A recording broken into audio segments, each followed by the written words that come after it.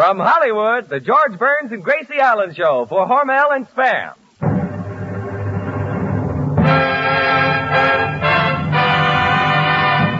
Crazy people.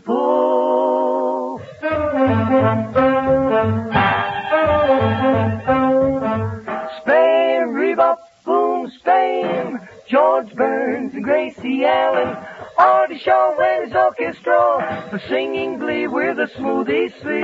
Last but not least, and with Bud Heaston.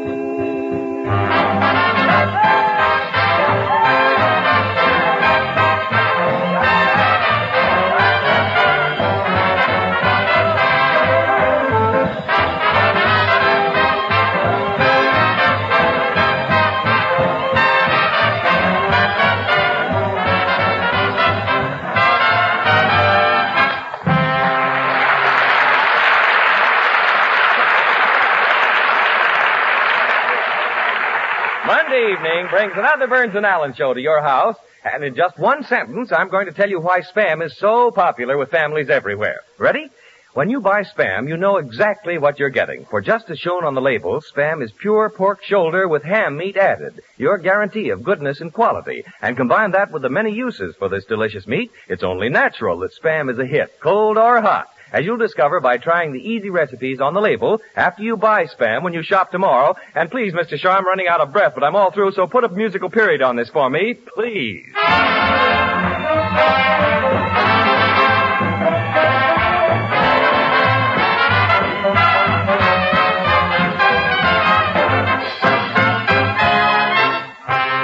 And here they are, those two Spam ambassadors of fun, George and Gracie.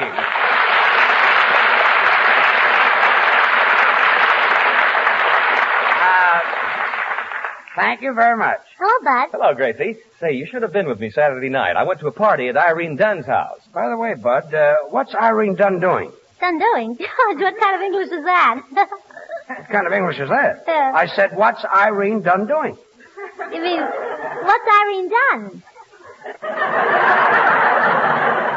Gracie, isn't Irene Dunn a motion picture star? Well, yes. I saw her in My Favorite Wife. Well, that's the picture that Irene Dunn did. Done did?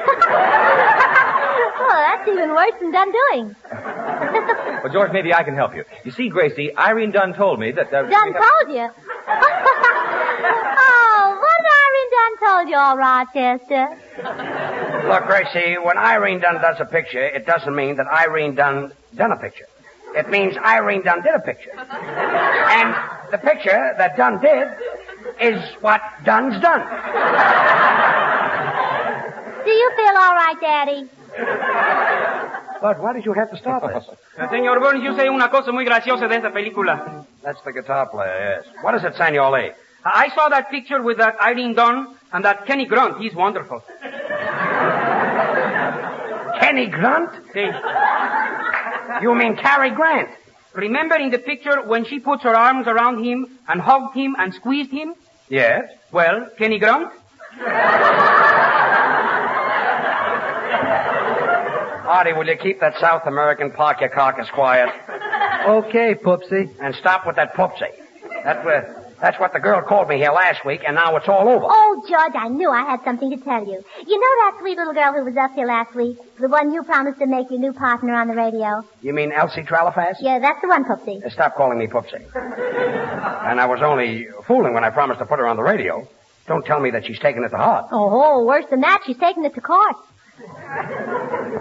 She's taking it to court? Yeah, and when she told me that she was suing you for $10,000, I told her a thing or a couple. $10,000? Yes, I said to her, I said, Elsie, by the time you get through buying the clothes to wear in front of the jury, paying your lawyer and paying your court expenses, you'll have nothing left out of the $10,000. Well, What's the sense of it? That's right. Did she see your point? Certainly did. Oh, good. Now she's suing you for $200,000. You ad-libbed 100. 200,000? Oh, don't worry about it, George. A friend of mine was sued for $150,000, and he didn't pay a cent. Well, Artie, I'd like to meet him. Well, you can talk to him tomorrow. Well, good. Visiting hours are from 2 to 4. Well, I'm certainly in a lovely mess. Now I'll have to get a lawyer, and it'll probably cost me thousands of dollars. Oh, not the lawyer I hired for you. You hired a lawyer for me? Yeah, and he's very cheap. Well, how do you know he's cheap? Well, I had lunch with him today, and I had to pay my own check. Gracie, did anybody ever tell you that you were a little imbecilic? Yes, at a picnic once. I see. But I guess he didn't mean it because I never saw him again. Everything happens to me. A lawsuit for $200,000. Senor Burns, What? if you're looking for a good lawyer, get my uncle. He handled the Dreyfus case. The Dreyfus case? You mean Alexander Dreyfus from Devil's Island? No, the taxi Dreyfus from Coney Island.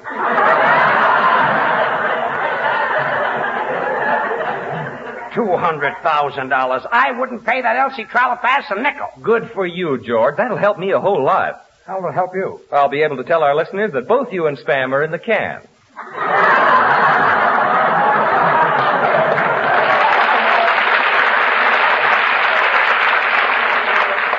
Well, that hit the spot. Thanks, George. I thought so.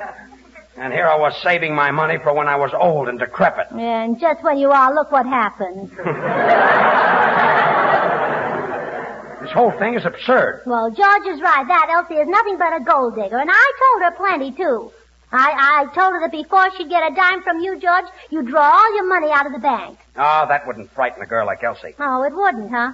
It scared her so that she tied up your bank account. Tied up my bank account? Oh. Look, George passed out. Well, I can't understand it, Bud. Wouldn't you think he'd be interested in what I'm telling him? While the boss is out, the Smoothies, Babs, Charlie, and Little will sing Cherry Berry Bean. Oh, cherry bean, oh, cherry bean, cherry bean, he waits for her each night beneath her balcony. Cherry bean, he begs to hold her tight, but no, she won't agree. Cherry bean, she throws a rose and blows a kiss from up above. Cherry bean, cherry bean, cherry bean, they're so in love. When the moon ain't low in Napoli, there's a handsome Donnelly. Every night he sings so happily, so his lady love can hear. In a manner so bravissimo, he repeats his serenade, and his heart beats so fortissimo when she raises her Venetian shade. Shiver bean, shiver bean, shiver bean, shiver bean, oh, shiver bean. He waits her each night beneath her balcony. Shiver bean, he begs to hold her tight, but no, she won't agree. No, she won't agree. Shiver bean, she throws rose a kiss from up above. Chip the bean.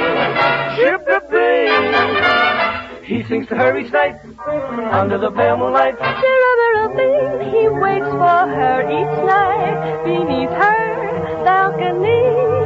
Chirabirabing, he begs to hold her tight, but no, she won't agree.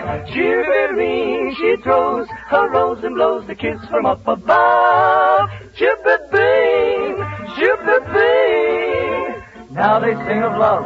They're both so much in love. Oh, chirabirabing. Oh, chirabirabing. Oh, chirabirabing.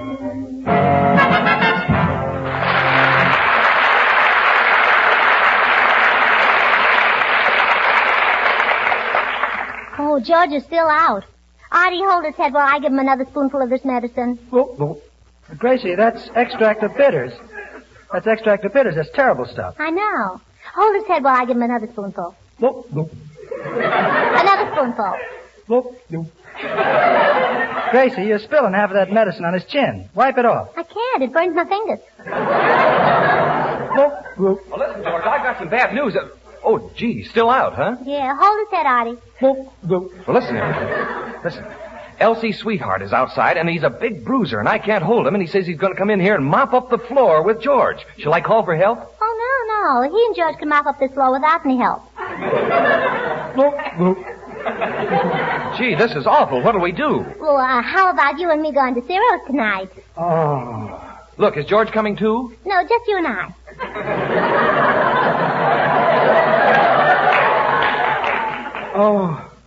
Oh. He's coming out of his faint. Shall I tell him about Elsie's sweetheart, that big bruiser who's coming here to beat him up? No, not that. He'll fight again. He'll faint again. That's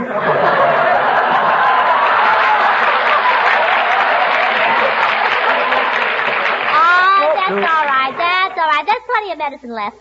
Oh, where am I? Oh, I know.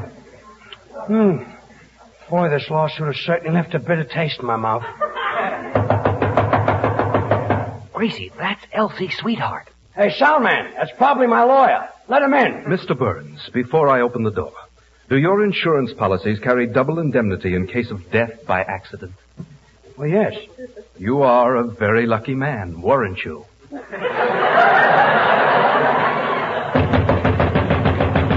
Soundman, will you let my lawyer in? Well, you asked for it. Who's George Burns? Uh-oh, here comes malicious. I'm George Burns. Oh, so you're George Burns. That's right. Well, what about you and Elsie Trellafas? Well, he doesn't know her. He's never heard of her, have you, George? Certainly I know Elsie Trellafas. I know her very well. And, mister, if you're going to help me out of this legal jam, I might as well tell you the truth. Good. I'll give it to you straight in the shoulder. Oh, vice versa. Just how well did you know Elsie Trellafas? Well, I'm not a man who likes to boast, but on the other hand, this is no time to hold anything back. Calling Dr. Kildare. Calling Dr. Kildare.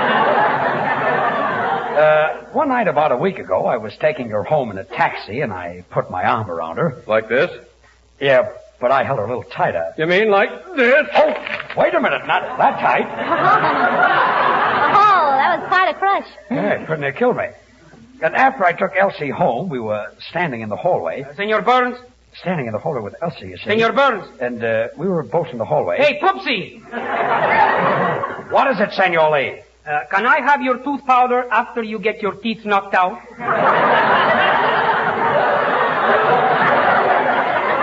I'm not going to get my teeth knocked out. I know something that you don't know. Artie, will you keep that stale character quiet? So we were standing in the hallway, and I put my lips against Elsie's, and she... George, shall I play my number now? What number? Get out of town before it's too late. Artie, you're not playing that number. No, this is the number you're playing, Artie. Let me get at the piano. When April showers will come your way, be careful, Poopsie, of what you say. We're trying to tell you, take it on the lamb.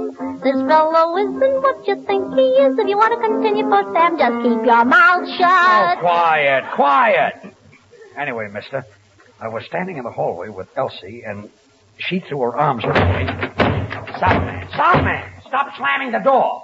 You know I hate bangs. You hate bangs? Then keep your mouth shut. You've said enough. Oh, quiet. Yeah, what's going on? This guy behind you is pretty tough. You'll be looking up at daisies that you won't be able to smell. Wah, wah, wah, wah, wah. Whenever Elsie's boyfriend comes along. Good evening, Forest Lawn.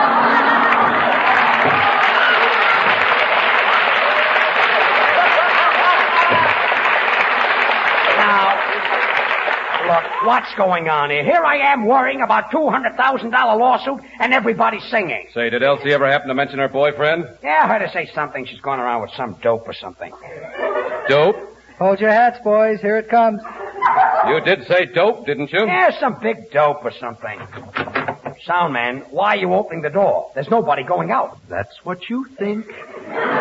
Hey, Mr. Burns, I think we can talk this over better in the alley. Yeah, it's too noisy in here. Come on, let's go. George, don't done what Irene done. He'll be done. What Irene Dunn done? What's that? Irene Dunn told me it's Elsie's boyfriend. What, Irene Dunn? Who's afraid of Elsie's boyfriend? Why, with one hand I can crumple him to pieces. I'm Elsie's boyfriend. And with the other hand I can... Oh. What happened? Oh, George is fainted. Artie, hold his head while I give him some more medicine. Yeah, when he comes to. When he comes to, tell him that he's not only being sued for $200,000 for breach of contract, but I'm suing him for $300,000 for alienation of affection. Goodbye, everybody. And goodbye, Poopsie. Well, what are we going to do with George? He fainted again. Can't anybody do something? I can do something. We'll do it. I'll be delightful. Yo tengo buena suerte con todos los jueguitos, pero lo que es mi fuerte es el juego de amorcitos. Hay una muchachita quien yo quiero conquistar. Les apuesto lo que quieran que la voy a ganar. Se llama Nada, ella es mi nada.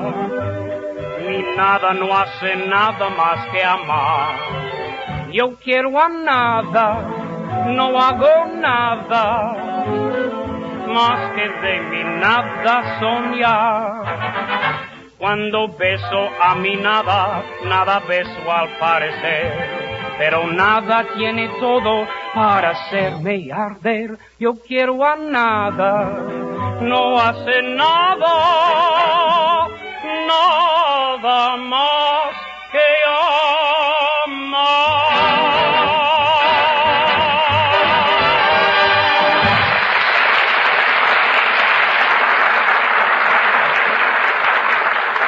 Oh, Artie, hold his head. I'll give him another spoonful. Boop, boop.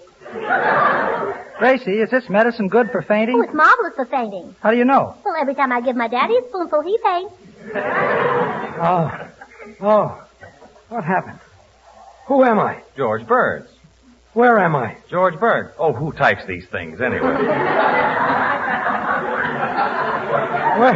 Where am I? On the spam program.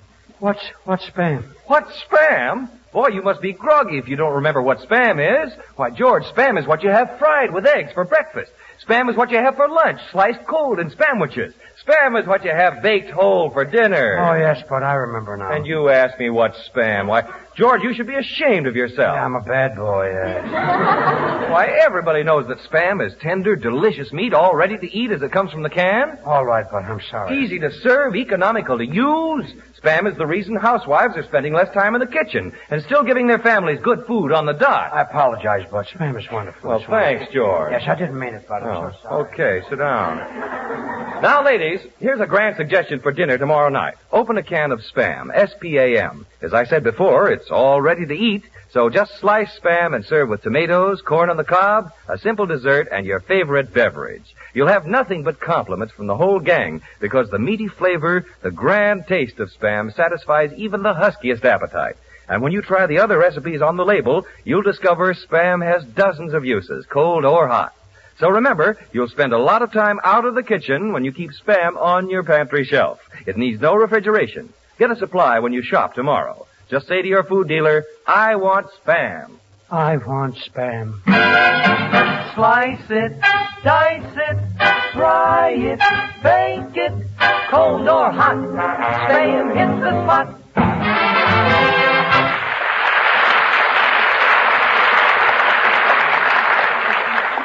Oh, now I remember. Elsie Trellafas' boyfriend. What happened to him? He's gone. I wish that lawyer would come. Being sued for $200,000. Why, if I lose that case, it'll be like taking the shirt off my back. Well, here comes Striptease Burns now.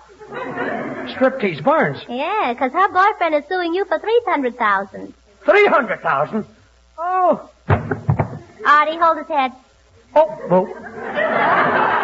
Say, George looks flushed. Has anybody got a thermometer? Here's one, Senor Bud. I got it off the wall. That's a barometer, not a thermometer. In his condition, he'll know the difference? Oh, give it to me, Bud. Open his mouth, Artie. My, this is awful. Well, what's wrong with George? What does it say? He's partly cloudy in the southern region.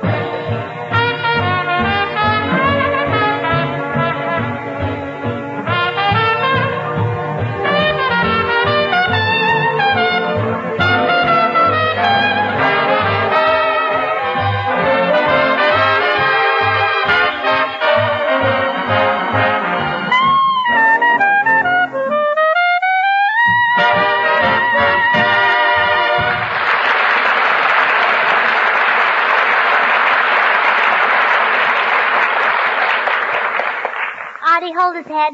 Oh, whoop. Bud, take the barometer out of George's mouth. Oh, here it is. And now put his teeth back in. Now give him another spoonful. Whoop, whoop. Gracie, that's the 30th spoonful you've given him, and it hasn't done him any good. I know. Well, then why are you making him finish all that terrible medicine? I want to get my nickel back in the bottle.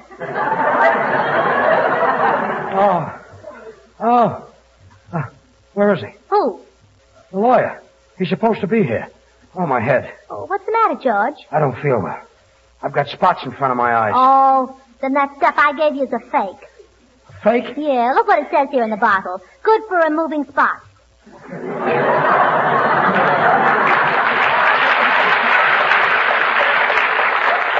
Gracie, that's Carbona. Senor Burns, Yes, what is it, Senor Lee? once I had a date with Brenda and Carbona. Brenda and Carbona? See? Carbona makes you sick. Brenda is a doll. Artie, will you send that broken-down guitar player back to Local 802? This must be him. Come in. Mr. Burns? Yes? My name is Jules Covey, attorney at law. I'm calling with reference to the Elsie Trellafas case. Well, I'm glad you're here, Mr. Covey, as I'd like to explain the whole thing to you. Well, that's what attorneys are for, Mr. Burns. Well, now, to begin with, I did take Elsie Trellafas out a few times. She was young and pretty, and after all, I'm only human. George, don't say anything you can't prove.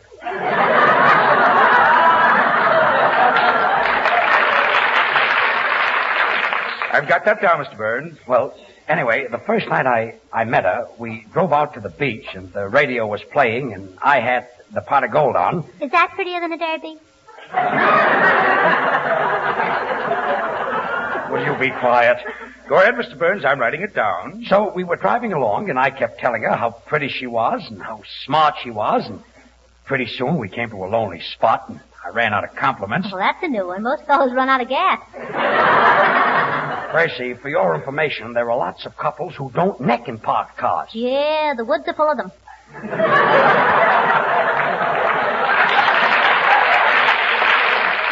All right, so maybe I kissed her a few times. But please, Gracie, it's very important that the lawyer hears my story. I've got that down, Mr. Burns. Of course, that wouldn't look very good to a jury, so when we get to court, Mr. Colby, let's cut out the kissing. You mean you and he'll just hold hands? Gracie, will you keep still? Go ahead, Mr. Burns. I've got that down. Well, you can tell the jury that I'm a man of very fine character. George, Mr. Covey just met you. He doesn't even know you. Well, if he doesn't know George, then he can say it. Ah, well, this cast is always kidding me like this, Mr. Colby. But they'll be glad to be character witnesses for me, won't you, boys? Oh, you bet your life we will, George. I'll be glad to stand up in court and tell them what a wonderful guy you are. Oh, thanks, Bud. How much does it pay? You know, now you've got me so confused I don't know which way to turn. Oh, a Los Angeles driver, huh?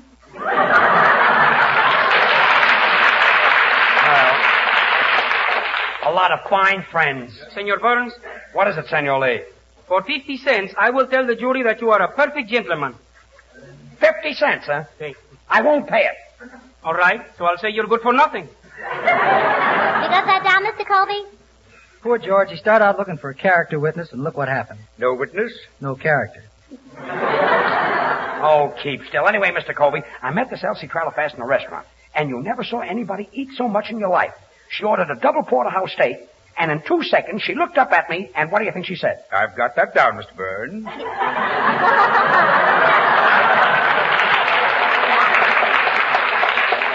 That was exactly what she said. You see, it really was a lot of innocent fun. Oh, so that's what happened. Well, not exactly. That's what I want you to tell the jury. If the opposing side knew the real facts, I wouldn't have a leg to stand on. You see, between you and me, I did promise to put Elsie Trellafas on the radio. I see what you mean, Mr. Burns. And believe me, I can't possibly lose this case. Good day. Good day. Now, there's a great lawyer. See, Gracie? He says he can't lose. Oh, that's what he says. I'll bet your lawyer will beat him. My lawyer? My lawyer? Yes? Who was that? Elsie Trellafas' lawyer. Elsie Trellafas. Oh. Artie, hold his head.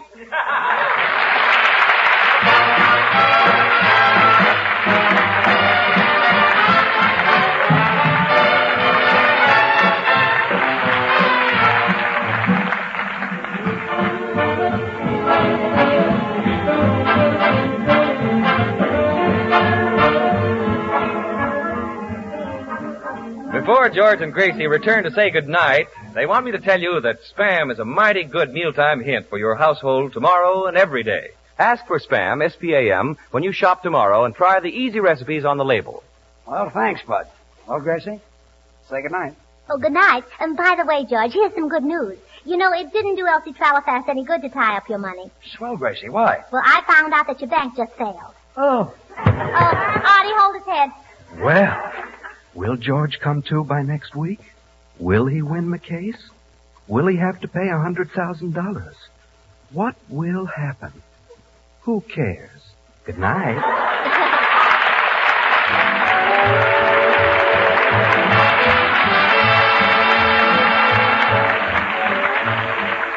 Listen again next Monday night, same time, same station, for George Burns and Gracie Allen, with Artie Shaw and his orchestra and the Smoothies, brought to you by Hormel and Spam. Until then, this is Bud Heaston reminding you to remember that cold or hot, Spam hits the spot.